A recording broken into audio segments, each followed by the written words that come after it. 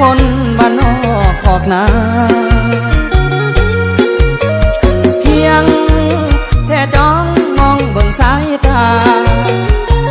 อย่าเคยว่าจะบอกกล้าบอกฮักกับนางหากมีคนหากับเขาจากคนก็คงสุขล้น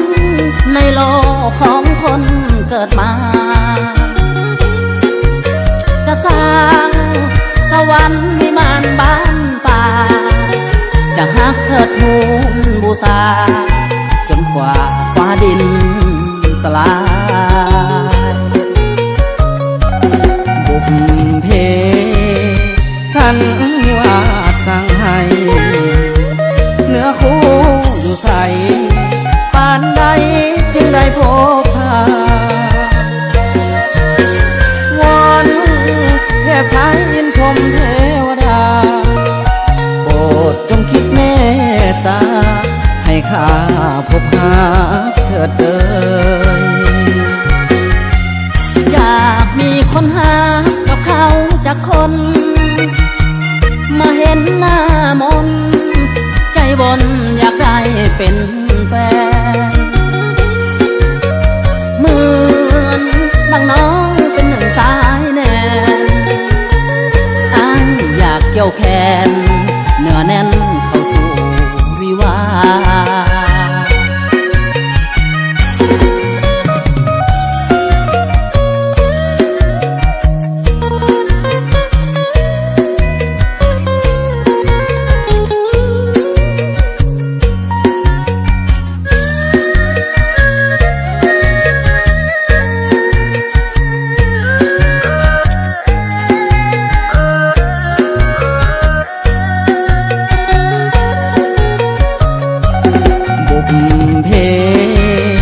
ฉันวาดสั่งให้เนื้อคู่อยู่ใสปานใดจึงได้พบพาวอนเทพไทยอินพรหมเทวดาโปรดจงคิดเมตตาให้ข้าพบหาเถิดเอ่ยอยากมีคนหากับเขาจากคนมาเห็นหน้ามนใจบนอยากได้เป็นแฟนเหมือนดังน้องเป็นหนึ่งสายแน่อ้ายอยากเกี่ยวแขนเนื้อแน่นเข้าสู่วิวา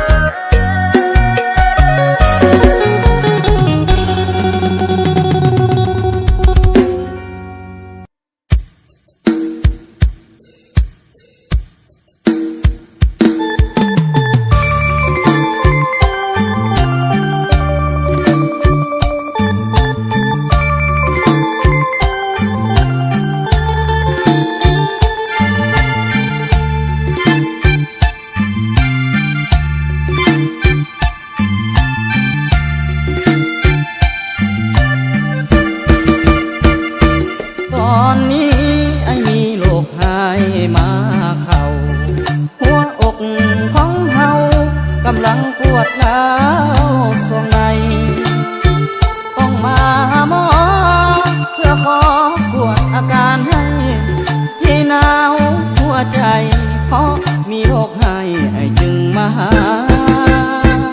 โอ้หมอสาวไอ้มาขอเขาเป็นคนไข้เจ็บปวดข้างในอยากให้หมอสาวรักษาคนไข้จะตายอย่าได้เหมือนเสยเถิดนาแพทย์เอ่ยขอให้ใส่ยาจงกาโลนาคนไข้เถิดน้องถามว่าเป็นยังแพ้อายบอ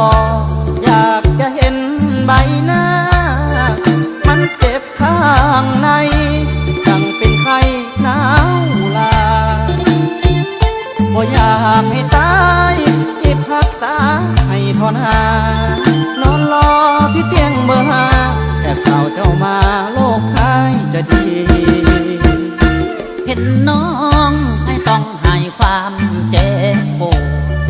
ถ้าบีบถ้านัวก็ต้องใส่เข็มฉีดยาโลกนี้คงหายถ้าได้นางหมอน้องมา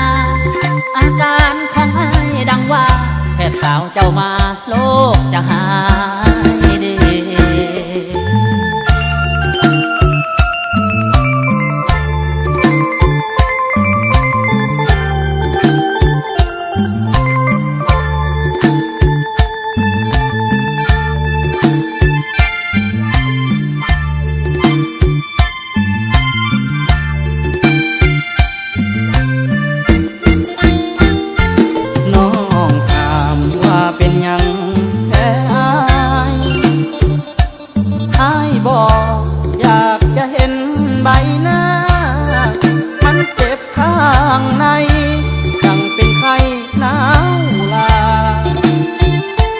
อยากให้ตายที่พักษา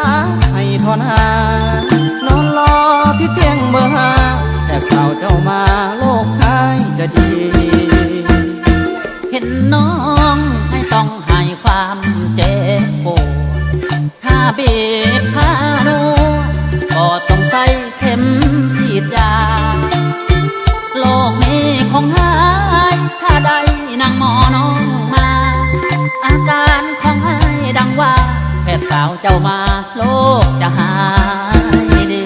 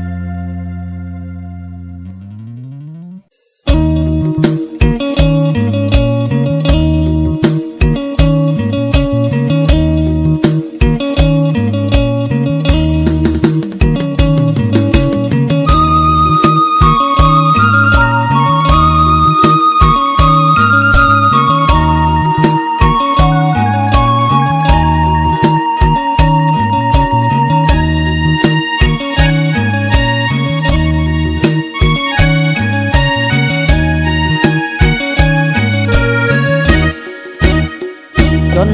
เงินแต่งให้น้องแดงเห็นใจแน่นะไอ้ต้องขอเวลาเพื่อสอกหาเงินแต่งที่ค่อยหอมเงินมามันหมายแก้มแดงเขาก็ยากมากก็แพงตัวน้องแดงจงซื้อคำน้องก็โหยุคนี้ยุคของแพงกรรมกรขายแห้งตากแดดเหงื่อใครไหลซ้ำเอาเงินอยู่ใสมาซื้อใจคนงามคนหาเศร้ากินคำเห็นใจแน่นะความโจเสียใจเขาเติมไหลหาเก่ามีคนรวยรอเล้ามาขอน้องเจ้าแต่งงานได้หับประสานให้ไอ้มาร่วมงานพ่อแม่น้องของเชิญบานส่วนไอ้นั้นมาน้อยใจจนเงินแต่งบ่ได้น้องแดงมาคล้องจนทั้งเงินทั้งทองพร้อมค่าดองของใสขาดเขินเงินคำบ่ได้คนงามเคียงกายวาสนาผู้หายบ่หวังได้แต่งน้องแดง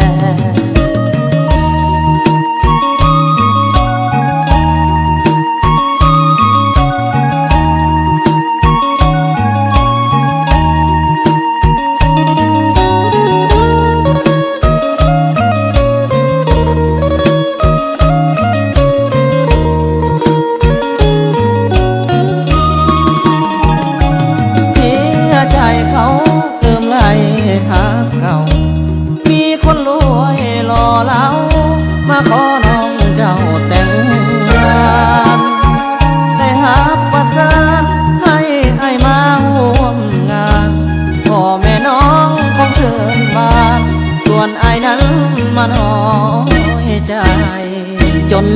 งินแต่งบ่ได้น้องแดงมาคองจนทั้งเงิน